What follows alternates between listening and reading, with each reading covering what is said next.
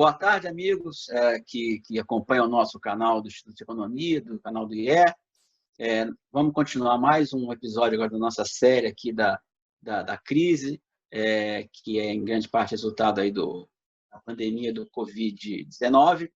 E hoje a gente tem o enorme prazer de receber o professor Carlos Medeiros. O professor Carlos Medeiros é professor titular do IE-UFRJ. O professor Medeiros tem série enorme de artigos sem número, e também acho que vale a pena, até para quem não conhece a obra, tem que se interessar a ler. O professor Medeiros ele tem uma espécie de... Ele começou a estudar, um pioneiro no estudo de vários países do Oriente, tal, estudou a Coreia, escreveu artigos sobre a Coreia e sobre a China, então se transformou num dos especialistas, um dos maiores especialistas no Brasil sobre o tema. Como esse é um assunto que está relacionado muito a essa questão, acredito que a gente vai ter muita informação e muita análise apropriada do professor Medeiros. Então, agradeço a sua presença, meu amigo Carlos Medeiros, aqui, e vamos lá, então, às nossas colocações para a gente discutir. Bom, a primeira coisa, eu acho que é importante destacar é que há 12 anos, tá certo? Em 2008, não tão longe assim, para as pessoas já terem esquecido, ocorreu também uma crise de caráter mundial muito séria, não tão séria como essa. E a reação a essa crise foi extraordinária. A reação de todos os governos a essa crise foi extraordinária. Também as pessoas esquecem. Foi uma intervenção não apenas pelo lado do gasto público, que a gente chama de lado da demanda, né? Mas foi também uma reação pelo governo americano de compra de ativos. A gente tem que falar isso, que as pessoas esquecem, desculpa, repetindo, mas foi estatizada a AIG, que é a maior companhia de seguros, não foi estatizada.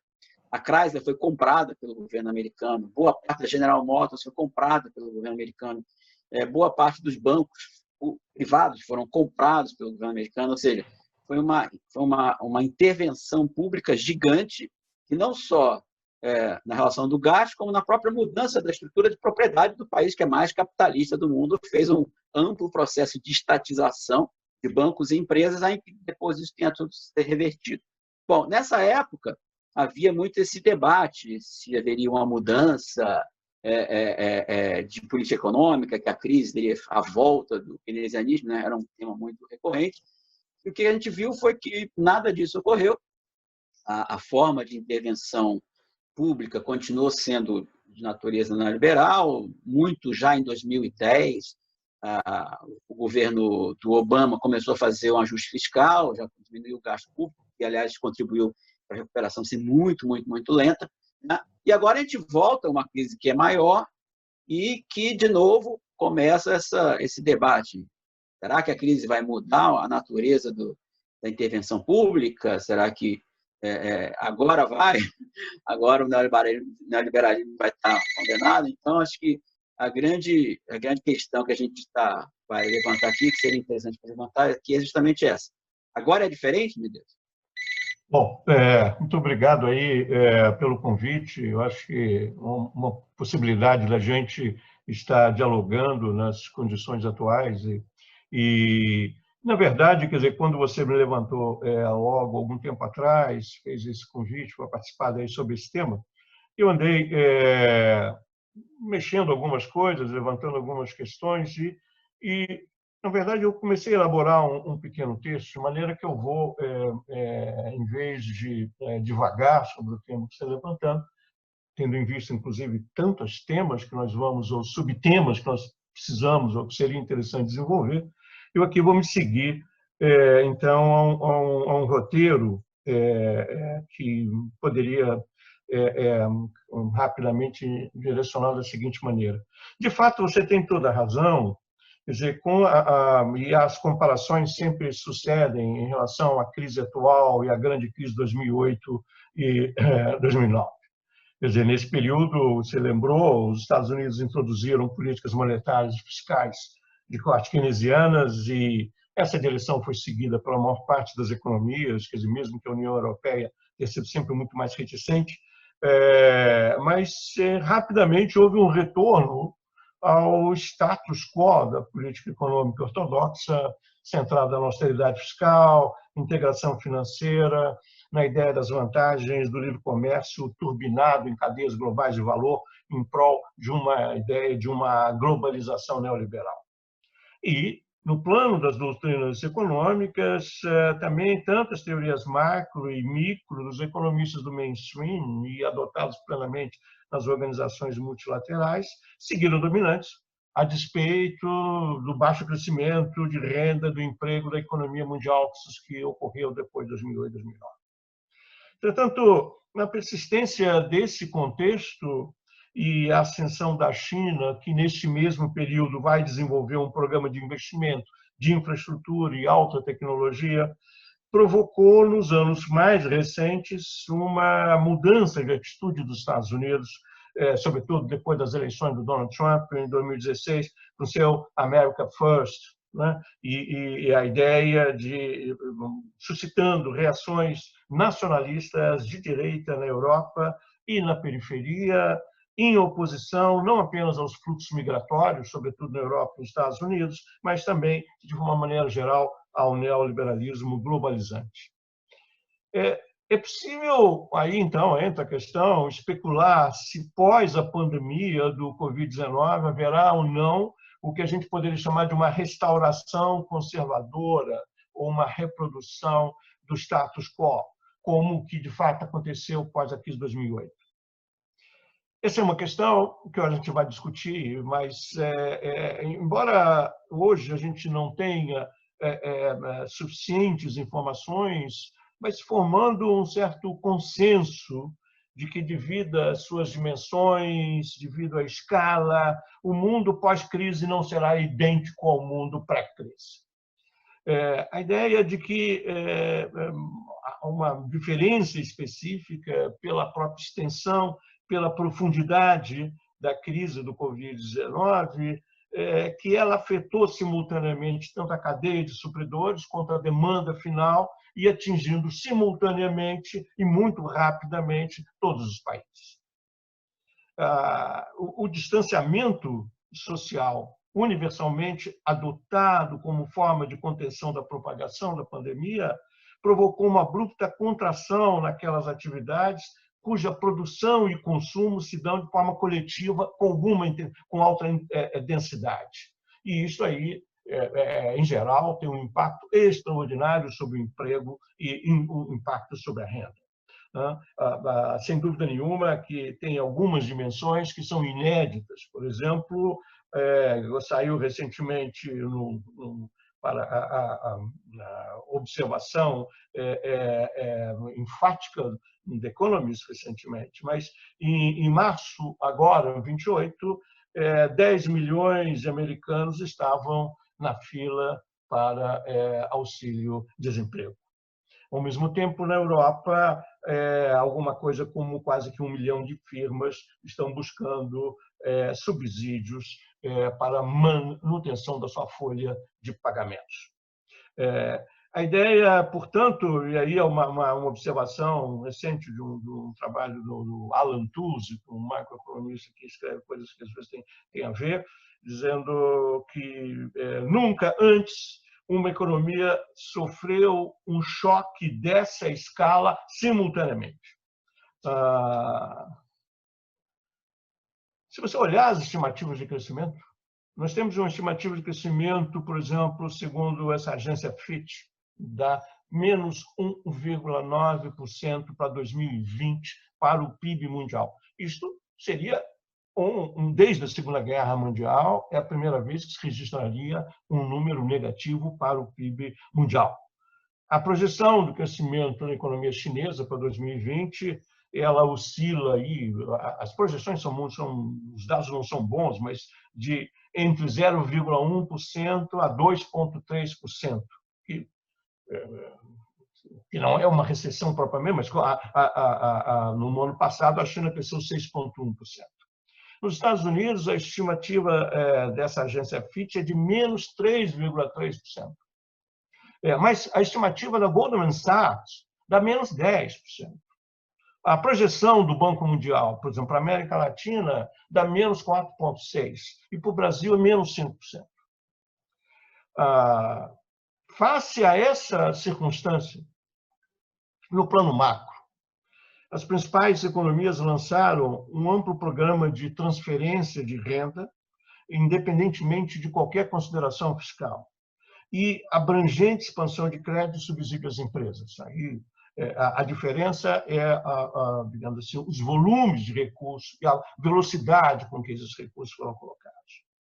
Mas observa que aqui não é um caso clássico de estímulo à demanda global como forma de combater a recessão, pois a própria recessão é inevitável como uma estratégia de contenção do vírus. Trata-se essencialmente de políticas macroeconômicas compensatórias dirigidas a grupos sociais, aos desempregados e empresas vulneráveis e sob risco de sobrevivência.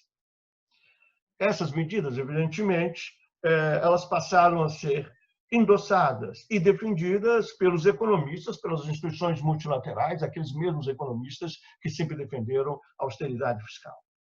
E, de uma forma geral, e numa proporção muito mais eloquente do que ocorrida do imediato em 2008, já houve ampla reconversão de uma ideia genérica keynesiana com a defesa da subordinação da política fiscal, a necessária provisão de renda e emprego.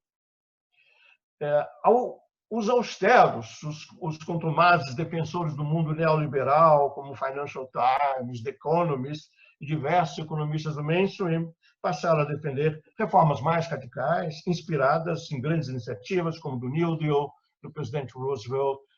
Muitos falam um novo Bretton Woods, muitos falam sobre a necessidade de reeditar o relatório Beveridge, que foi um marco na Inglaterra após a Segunda Guerra Mundial, em prol de um novo contrato social, em que a questão da renda básica, redução da insegurança e da precariedade dos mercados de trabalho e investimento público aparecem aí sempre colocado como agora é necessário que essas coisas sejam retomadas.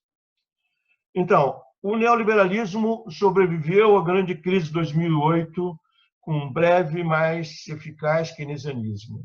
É possível, e aí sim respondendo a você, é provável que uma vez superada a economia de guerra que se afirmou na maioria dos países, ocorra novamente uma restauração conservadora. Entretanto, esta é uma crise diferente, ela é mais profunda, ela é multidimensional e, por isto, em resposta à insegurança, ao desemprego em massa e provável explosão de descontentamento, surjam maiores oportunidades para uma nova regulação do capitalismo, em que talvez a tecnoburocracia, o planejamento e as corporações científicas ganhem mais legitimidade e voz face à lógica dos interesses mercantis e corporativos. Entretanto, esse cenário, que seria um cenário mais positivo, requer a formação de coalizões sociopolíticas de orientação social-democrata capazes de levar à frente as iniciativas e percepções de curso, algo que ainda não está claramente definido. Então, seriam meus comentários a essa tua questão. Ótimo. Bom, então, pelo menos assim, digamos, é uma possibilidade maior do que havia em 2008, bem mais realista, até por causa da profundidade da crise que se apresenta. Né? Exatamente. Bom, o segundo ponto que a gente queria tocar aqui é a questão justamente do acirramento dessa chamada Guerra Fria do século XX. Ou seja, uma das características principais geopolíticas, geoeconômicas mundiais desse século foi justamente o acirramento da disputa Estados Unidos e China, principalmente no campo militar em alguma medida, mas certamente no campo econômico, e teve um famoso relatório Made in China 2025, né, que causou onde eles colocavam alvos muito fortes para serem alcançados de política econômica e de avanço tecnológico e avanço produtivo, causaram uma reação muito forte nos Estados Unidos, inclusive a própria eleição do Trump, com a questão do Make America Great Again, né, o MAGA e Made in USA, ou seja, uma tentativa de reação a essa proposta, ou essa pretensão da China de se tornar um elemento importante, né, no cenário internacional, inclusive com reações até radicais, digamos assim, em relação ao 5G, prender a filha do dono da Huawei e tal. Bom, então essa disputa já estava colocada, né, antes da pandemia, e agora, com a pandemia, ficou claro que essa produção, o arranjo produtivo em cadeias produtivas, tá certo? Tem problemas até de segurança nacional, né? Óbvio que não é de segurança nacional bélica, mas de segurança nacional de saúde, de sobrevivência das pessoas.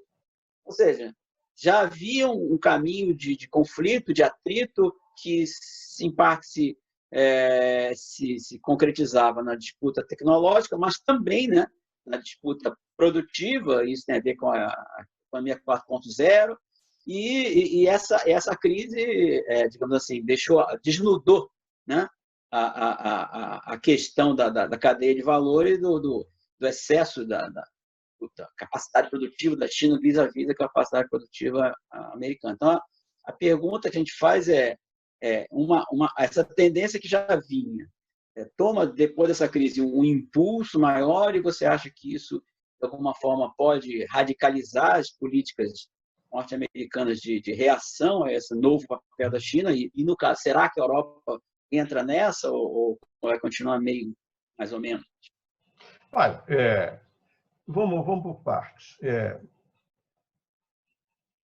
O Branko Milanovic, que é um pesquisador bastante sério, ele escreveu recentemente, agora, no Foreign Affairs, dizendo o seguinte: olha, há realmente, de fato, uma diferença na crise atual, porque ela não pode ser simplesmente remediada por ações macroeconômicas, porque a própria estrutura da economia global mudou fundamentalmente, e com a questão das cadeias produtivas.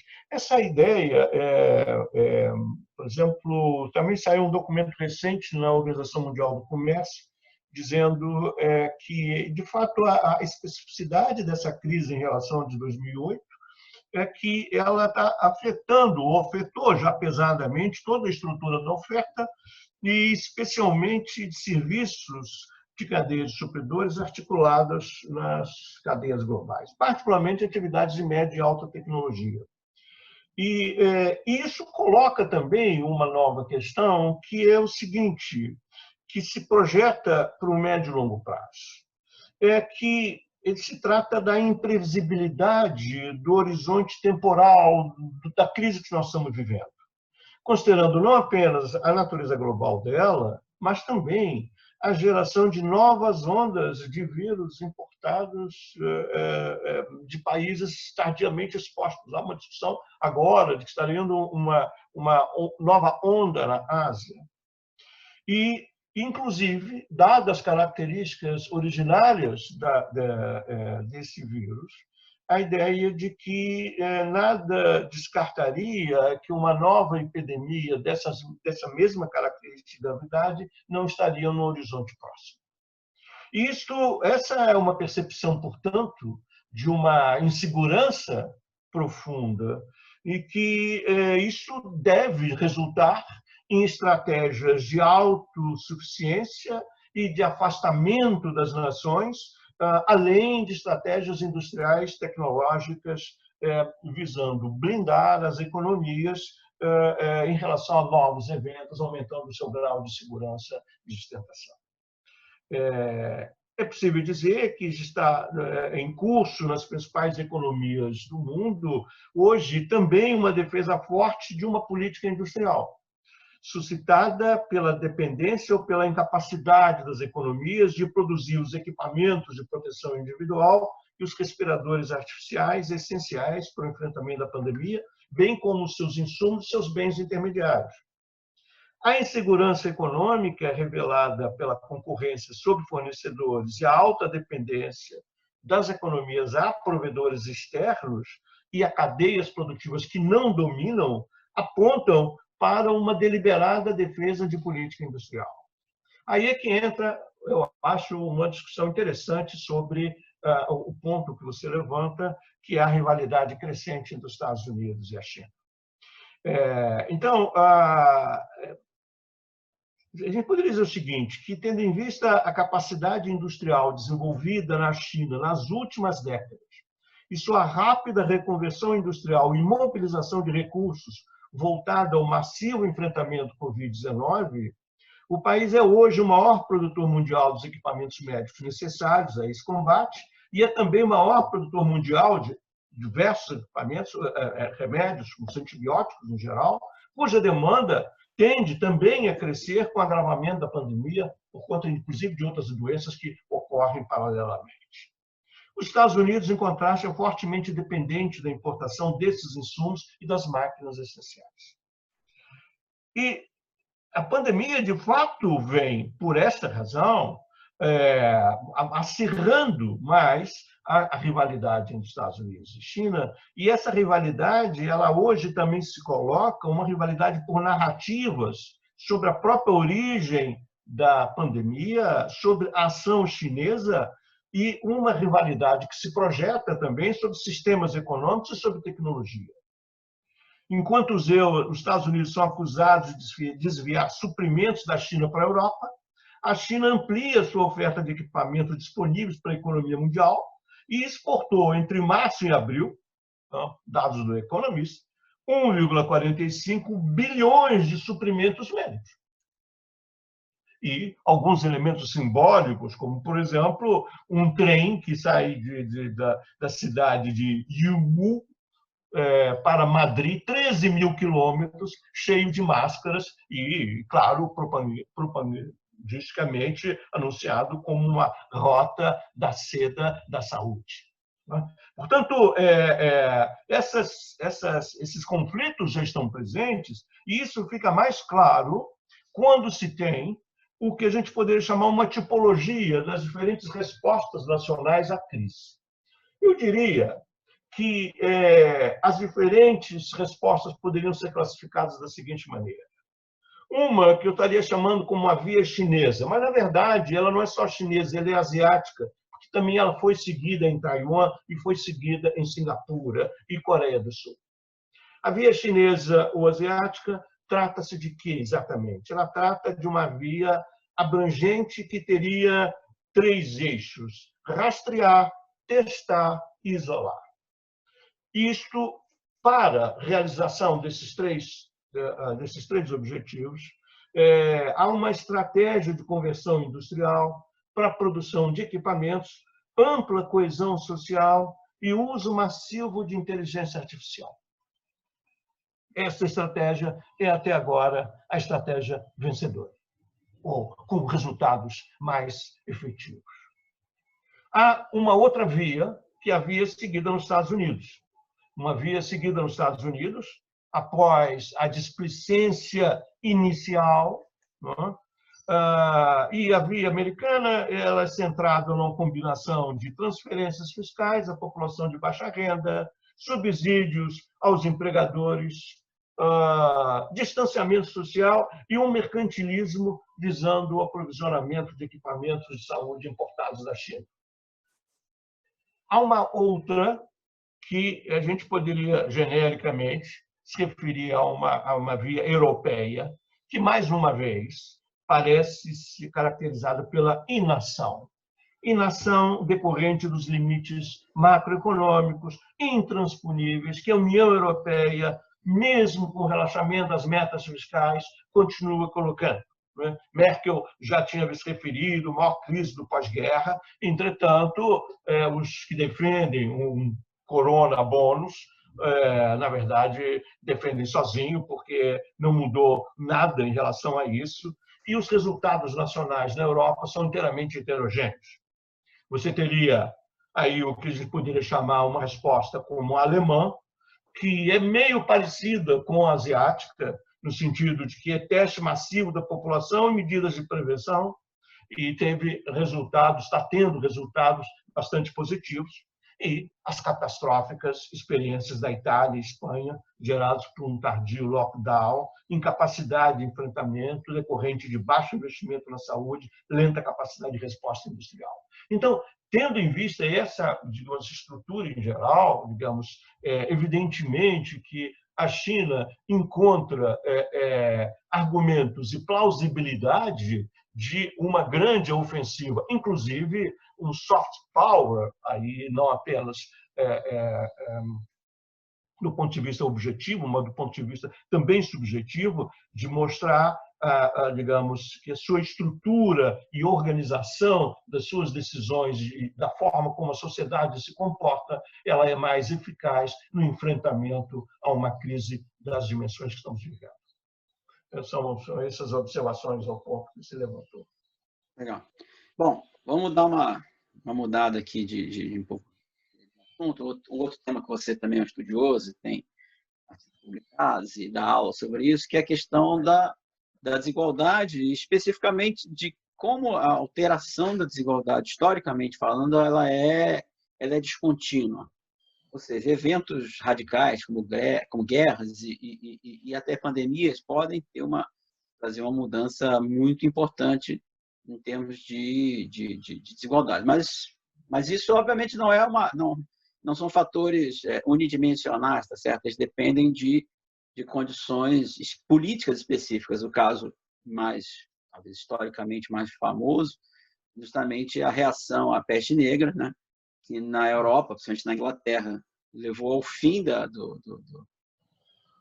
estilhaçamento, ao esgarçamento da propriedade feudal, e na Europa Oriental levou uma segunda servidão, um reforço da servidão, em grande medida pelas condições sociopolíticas, de organização até dos camponeses na Europa, na Europa Ocidental, vis-à-vis a Europa Oriental. Então, apesar de você ter elementos radicais que rompem a estrutura social e, nesse caso, podem alterar a questão da desigualdade, as respostas não são iguais. Não são iguais nem em lugares, nem em situações que são temporalmente iguais, mas geograficamente, por assim dizer, diferentes. Então, obviamente que há argumentos para o aumento da desigualdade e uma redução da desigualdade. Você podia mais ou menos fazer uma espécie de apanhado sobre o que levaria alguém a pensar, para um lado, ou do piora da deterioração, aumento da desigualdade ou diminuição? Tá bom. Assim, você levantou um tema muito importante, né? Eu diria o seguinte: se a gente se colocar numa perspectiva histórica em relação às grandes crises, é possível dizer o seguinte, que tanto a política econômica quanto a construção de coalizões sociais-democratas e desenvolvimentistas e a própria direção do progresso técnico, elas foram resultados de grandes eventos que, por sua violência, por sua dramaticidade, mudaram as instituições e, com elas, mudaram tanto a distribuição de renda quanto as estruturas sociais e as oportunidades de desenvolvimento econômico. Assim, por exemplo, em relação à distribuição de renda, que é o tema que você levantou, eu sempre me refiro a um livro do Walter Scheidel, chamado The Great Leveler, foi publicado em 2017, e ele é meio inspirado num quadro clássico do Dürer, sobre o Apocalipse, 1497. Ele observou que, ao longo da história da humanidade, a desigualdade de renda e riqueza só foi reduzida de forma substancial, em consequência de eventos violentos e responsáveis por massiva destruição de vidas. Para o autor, as guerras, as revoluções, o colapso do Estado e as pandemias foram os niveladores, ou o que ele chamava de os 4 cavaleiros do Apocalipse. E todos esses eventos provocaram, por sua letalidade, destruição massivas, profundas transformações na economia, na sociedade e nas instituições, reduzindo desigualdades pré-existentes. Mas você tem razão, porque essas transformações elas não foram determinísticas. Fica claro isso. As crises violentas elas criam oportunidades, mas essas oportunidades só resultaram em mudanças na presença de determinadas instituições e determinadas escolhas políticas. Então, no caso, por exemplo, que você citou aí da peste negra, a peste negra, de fato, ela ceifou aí 25% da população na Europa no século XIV. Mas, e de um lado, ela teve um efeito importante, reduzindo a oferta de trabalhadores livres, reduzindo a renda da terra, mas, e nesse sentido, teve um aspecto positivo na distribuição da renda na Europa Ocidental, mas não na Europa Oriental, onde a servidão reimplanta, reafirma-se e, de certa maneira, bloqueia os mecanismos originários que teria decorrente das transformações motivadas aí pela grande mudança demográfica que acontece na Europa. A mesma coisa você poderia dizer também, digamos, o efeito da pandemia que se deu, a pandemia da varíola no Novo Mundo, trazida pelos espanhóis, que apenas trouxe destruição e aprofundou profundamente a desigualdade. Então, quando você volta para a Segunda Guerra Mundial, né? A Segunda Guerra Mundial, como a Primeira Guerra Mundial, ela foi extraordinariamente destrutiva e de grande letalidade, e depois dela, de fato, houve uma redução substancial da desigualdade. Mas é evidente que essa redução da desigualdade só é explicável pelo extraordinário sucesso e a vitória militar e social da União Soviética, e o temor do socialismo foi o fator essencial que transformou profundamente o capitalismo no pós-guerra. Essa é uma tese clássica, quase todos os historiadores de peso endossam essa tese. A ideia de que o capitalismo regulado, o capitalismo de Bretton Woods, ou o capitalismo do estado de bem-estar social, ele incluía uma ampla coalizão de interesses, incluindo o trabalho, e aí sim promovendo uma decidida intervenção do Estado, visando o pleno emprego, mas incluía ação coordenada em diversas áreas estratégicas, com alta tecnologia, infraestrutura e bens públicos, saúde e educação. O Beveridge Report, que foi o marco essencial na Europa da social-democracia, ele começa dizendo o seguinte: é necessário enfrentar 5 demônios. O demônio da necessidade, o demônio da doença, o da ignorância, o da miséria, o do desemprego. E daí as ideias fundamentais do pós-guerra são construídas aí, alicerçadas pelo medo do socialismo e pelo desafio de enfrentar essas circunstâncias. No pós-Segunda Guerra Mundial, portanto, o temor ao socialismo subordinou as economias industrializadas a princípios, instituições e organizações não capitalistas. Mas com o fim do socialismo e a dominação global do neoliberalismo, sobretudo a partir dos anos 90, o proletariado mundial, de fato, foi derrotado e alijado das colisões de poder, e essas passaram a ser exclusivamente no neoliberalismo, representada por aquilo que sempre poderia chamar de um comitê de representantes das corporações. Austeridade fiscal, redução dos impostos aos ricos, privatização, mercantilização dos bens públicos, desemprego, estagnação dos salários reais, precarização dos mercados de trabalho, reverteram, desde os anos 90, as condições responsáveis pela coesão social historicamente observada no capitalismo avançado. A desigualdade aumentou de forma substancial. Depois da crise de 2008, o baixo crescimento acentuou essa evolução.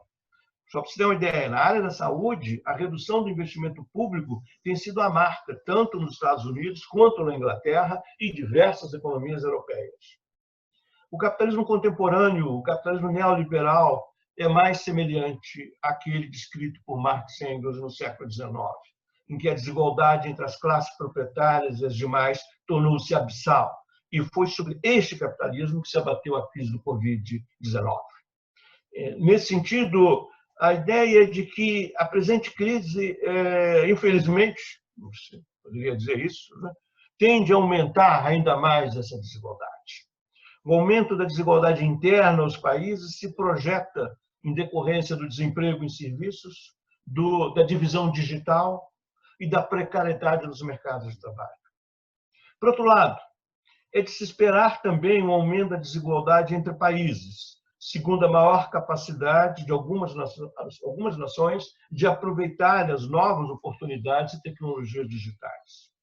Os perdedores deverão ser os países com sistemas de saúde precários, elevada densidade populacional habitando em favelas, países muito dependentes de comércio externo, de turismo e aqueles detentores de pesadas dívidas externas e dependência aos fluxos financeiros voláteis. Mas esse quadro, um quadro de acirramento das desigualdades internas nos países e entre países, é, evidentemente, um quadro de que conflitos políticos eventuais e eventuais sublevações ou digamos, grandes perturbações sociais e políticas podem estar aqui no horizonte. E, nesse sentido, é possível que as pressões sociais para a manutenção dos atuais esquemas de sustentação de renda mínima, políticas de emprego, ganhem maior sustentação política. É sempre importante observar o seguinte, na discussão sobre, por exemplo, salário real. Quer dizer, quando os salários são baixos, a resistência ou a demanda ou o movimento social para aumentar o salário real, ele tende a ser muito mais fraca do que quando há um movimento de perda substancial do salário real. Então, no momento em que os estados estão dando grandes compensações e subsídios a emprego para a sustentação das condições atuais, depois retirar esses subsídios e essas transferências pode gerar uma reação política de natureza maior. E, esse sentido, pode-se abrir aí, então, uma circunstância mais favorável, digamos, a medidas compensatórias visando mitigar as tendências desigualitárias que estão em curso. Do mesmo modo, a experiência bem-sucedida da China, com o seu capitalismo mais regulado, mais com a sua estrutura, em que o planejamento tenha uma posição mais forte, pode, de novo, também colocar ou dar argumentos para a necessidade de uma regulação do capitalismo no sentido das políticas industriais e tecnológicas. Então, os argumentos pró-regulação, seja social, seja tecnológica e industrial, tendem a aumentar simultaneamente nessa circunstância atual. É isso. Obrigado. Bom, vamos aqui fazer então uma última perguntinha, né, Medeiros, para a gente. Também seguindo aqui um trabalho escrito por você e pela professora Esther Maierovic, né, sobre a questão da indústria chinesa. Vou ler textualmente aqui: indústria chinesa na geopolítica da era da informação, o caso dos semicondutores. Ou seja, para quem não leu, recomendo que leia, está na revista da Economia Contemporânea, mas basicamente vocês discutem justamente o crescimento, em parte, né? E depois tem outros artigos que vocês continuam, mas o aumento dessa capacidade de, como você falou, de inteligência artificial, de a presença em toda a sociedade de celulares, etc., do controle social, né? E apareceu a capacidade de controle social e de utilização de inteligência artificial pela China para conseguir mapear e conter os grupos sociais e fazer o isolamento de uma forma mais científica foi extremamente bem sucedido. Certo? Obviamente que isso abre uma caixa de Pandora de controle social e de controle da sociedade pelo Estado. Tem discussões muito interessantes aí que estão acontecendo. Mas além disso, que é um tema que eu sei que você estuda, isso também eu acho que estimula, tá certo, a novas formas de regulação ou de atuação econômica, por exemplo, venda. Está havendo um dado aqui, saiu ontem. O dado, a queda no primeiro trimestre foi de 19% das vendas. A queda das vendas online foi de 0,8%. Praticamente não caiu a venda online na China. Sendo que as vendas online cresceram 5%, 6% já em março. Já tiveram um aumento muito grande na China vis-à-vis as vendas do comércio em geral, né? Quer dizer, tem isso, ou seja, tem grandes milionários modernos, o Jeff Bezos, as vendas online, ou seja, e a própria inteligência artificial ligada às vendas online. Havia uma tendência, digamos assim, tecnológica e política, né? Porque a utilização dessas tecnologias para controle político, que aparentemente se reforçam com a forma como a sociedade parece que vai se reorganizar, pelo menos no curto prazo, mais isolada, né? E como foi o próprio combate à pandemia na China, né? Então, só para a gente terminar um pouco, talvez, esses seus pensamentos sobre essa tendência, esse reforço de tendência, e voltando a uma pergunta anterior, como os Estados Unidos tem alguma vantagem, né, competitiva, se bem que a China já tem o Alibaba também, que já é gigante, né, em relação à Amazon, como isso pode ser também mais um elemento de acirramento dessa disputa na fronteira tecnológica entre China e Estados Unidos? Bom, excelente a questão. Eu vou tentar situar ela, mas dentro de um contexto de que, assim, o que estaria, digamos, que a crise estaria sugerindo de a continuidade de determinadas tendências e a radicalização de determinadas tendências. Então, claro, e alguma mudança, né, essencial. Mas eu diria que existem alguns elementos de continuidade que isso aí não vão mudar e estão aí, etc. Digamos, do ponto de vista da ordem mundial e da posição dos Estados Unidos na ordem mundial, certos elementos fundamentais não mudam.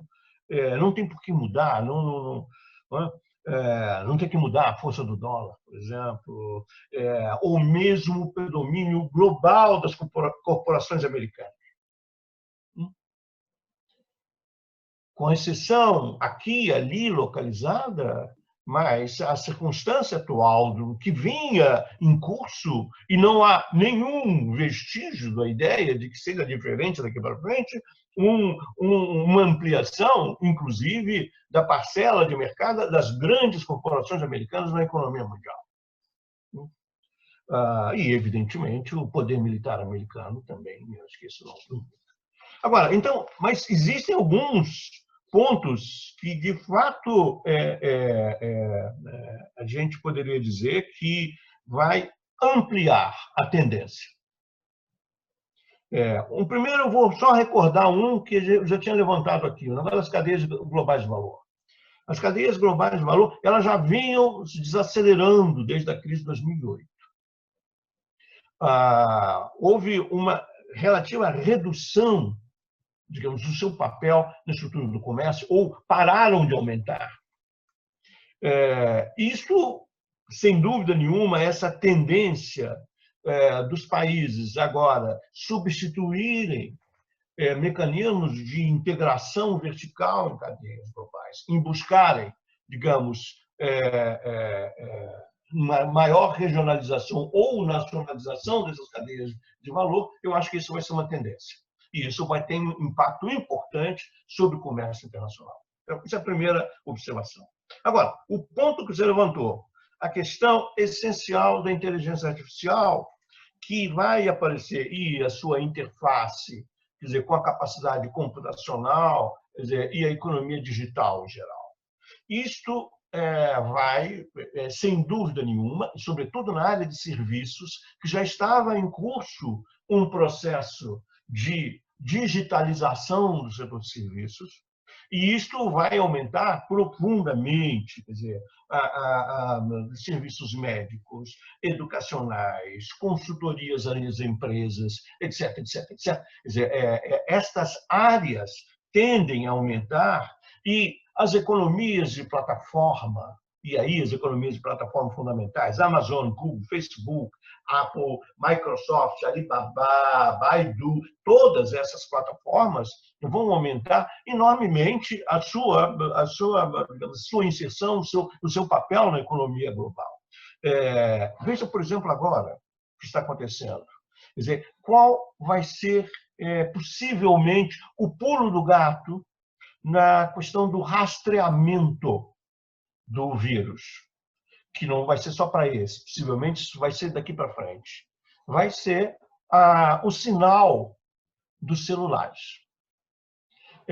Já existe softwares desenvolvido aí pela Google e Apple para que, por exemplo, você estiver passando com o seu celular e ele dizer o seguinte: você entrou em contato com alguém que tem um vírus. E aí você vai ter que, então, fazer um exame também, etc, etc.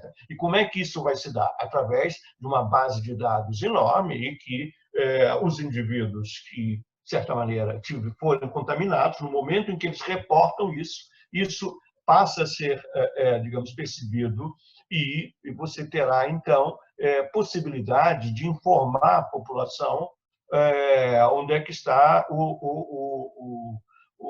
a pessoa mais próxima, quer dizer, com contaminação, com exposição ao vírus.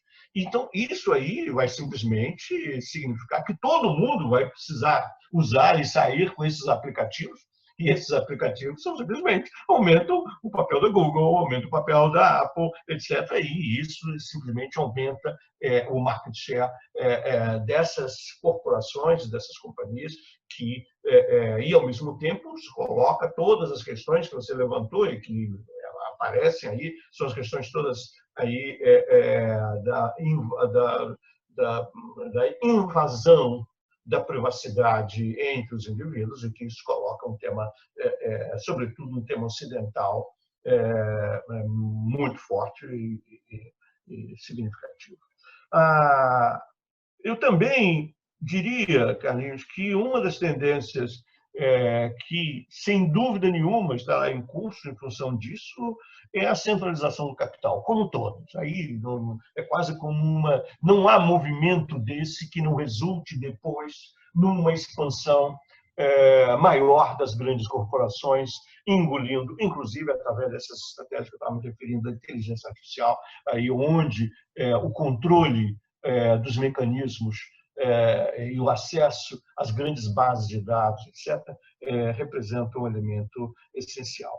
É claro que isto essas transformações tendem a aumentar ainda mais a discussão aí do 5G, a discussão e a posição dos Estados Unidos de quererem ou de não permitirem que a China assuma uma posição efetivamente de liderança na provisão dos equipamentos provedores dessa nova geração de tecnologia de comunicação. Por outro lado, dá para falar, associado com isto, a ideia de que a vigilância massiva deve ser uma tendência universal, possivelmente decorrente agora dessa nova questão de segurança. E isto se coloca do ponto de vista do deslocamento das populações, se coloca nas fronteiras, se colocam em todas as posições no mercado de trabalho. Então, eu acho que essas são tendências que tendem... Veja bem, isso não é uma invenção decorrente do Covid. E, na verdade, a crise do Covid tende a ampliar essas tendências que já estavam em curso no processo tecnológico e aumentam. E é claro que isso, e aí eu concluo, aumenta, evidentemente, a disparidade das nações entre aquelas que detêm as capacitações, a capacidade de gerar progresso técnico nessas áreas que tendem a crescer, e aquelas que são apenas receptoras e distantes da capacidade de geração de progresso técnico, e, evidentemente, também são aquelas que são mais dependentes de um tipo de atividade que é massivo, concentrada, seja no consumo e na produção, e que agora, com a crise do Covid, se tornam uma restrição substancial. Então, eu ficaria por aí nessas questões. Obrigado aí pela possibilidade. Bom, então, eu tenho que agradecer, e todo mundo agradecer ao Medeiros. São questões muito complicadas de construção de cenários, são extremamente complexos, depende de uma série de elementos, mas que a gente tem que saber, pelo menos, quais são os componentes, ou estudar, né, ou compreender os elementos estruturais, né, que estão por trás, que já estavam antes da pandemia, que provavelmente vão ser reforçados pela pandemia, modificados um pouco, para começar nessa neblina tão espessa a fazer algum cenário, ter alguma visão do mundo pós-pandemia. Então, acho que ninguém melhor que o Medeiros, que já escreve há muito tempo sobre esses temas, para ajudar a gente a tentar dispersar um pouquinho as nuvens e olhar o horizonte. Obrigado, Medeiros. Agradeço a você e tomara que os nossos ouvintes aqui aproveitem também essas lições do professor. Até logo, gente. Um abraço. Tchau, tchau.